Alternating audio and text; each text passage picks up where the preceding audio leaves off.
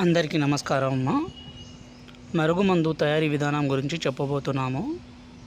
ఈ మరుగుమందును తయారు చేయాలంటే మర్ల మాతంగి, అత్తిపత్తి, అడవి కొర్ర, ఇంకా కొన్ని మూలికలతో మరియు వేర్లతో ఈ మరుగుమందును తయారు చేస్తాము.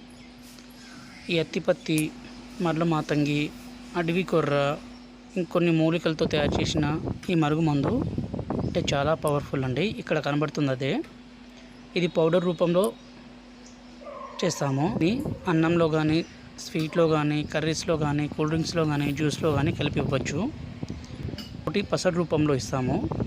దానిని తలకు కానీ, బట్టలకు కానీ పూయడం ద్వారా ఎవరైతే మనం వశపరచుకోవాలనుకుంటున్నారో వాళ్ళు మన వశం అయ్యారు. ఇది చాలా అంటే చాలా పవర్ఫుల్ గల మరుగుమందండి. భార్య కానీ, భర్త కానీ మన మాట వినే విధంగా చేసుకోవడం కోసం మాత్రమే దీన్ని ఉపయోగించండి.